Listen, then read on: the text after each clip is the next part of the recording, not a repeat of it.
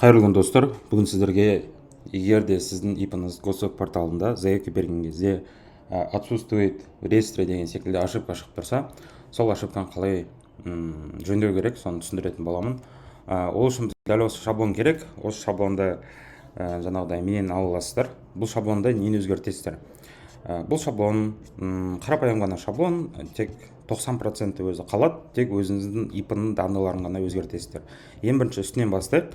Исходной номер 3 деп қала берсе де болады, оны өзгертудің қажеті жоқ. Датаны өзгертесіздер. Сіздер бұл письмоны, яғни бұл хатты қай күні жіберейін деп жатсыздар, сол күнді жазасыздар. Мысалы, бізде бүгін 20 июнь болса, мына жерге біз 20 деп өзгертеміз. Сосын Министерство национальной экономики РК деген қалады. Сосын мынау жақтағы основной текст қалады. Бұл жерде ешқандай не жоқ, жалпы личный данный. Сіздер астына өтесіздер, осы жерден уже толтырасыздар. Бірінші адресті өзгертудің қажеті жоқ, екінші адрестен бастап өзгертесіздер. Яғни юридический адресіңіз деген сіздің ИП-іңіз қай адресте тіркелген, соны жазасыз. Фактический адрес деген сіз по факту қай жақта тұрасыз, тұрып жатсыз қазір, соны жазасыз. Екеуі бірдей болса, екеуіне де бірдей адресті жаза беруге болады. Келесі бин деген жерге ИП-ның иін жазасыздар. ИК деген жерге Каспий Пэй, либо Халықбанк юридический счеттарыңыздың реквизитін жазасыздар, КЗ счеттарыңызды. Сосын ИП Оспанов Б деп ИП-ның атын жазасыздар.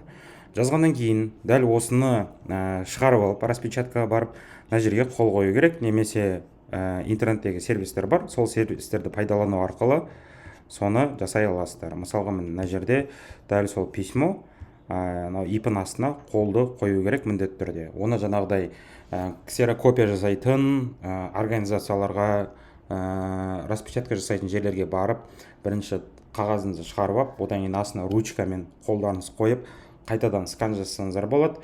Немесе әртүрлі интернеттегі сервистер арқылы электронды қол қоюға болады, бірақ оны әрине жасай алсаңыздар. Жасай алмасаңыздар, жаңағыдай уже распечаткаларға, ксерокопияларға барып, шығарып, қол қойып жасау керек болады. Енді бұны жасағаннан кейін біз почтаға кіру керекпіз. Почтаға кіргеннен кейін, мысалға, почтамызға кіреміз. Почтаға кіргеннен кейін написать деген кнопкаға басып, осы жерде кому деген жерге өзіміз нені жазамыз, осы адрес жазамыз. Осы адреске жазғаннан кейін мына жерге основной текстке, мына жерде прикрепить деген бар. Сол прикрепить деп жаңағы өзіміздің қол қойылған текстімізді, документімізді қоямыз, скан жасалған, соны отправить деген кнопкаға басамыз. Жақсы, сау болыңыздар.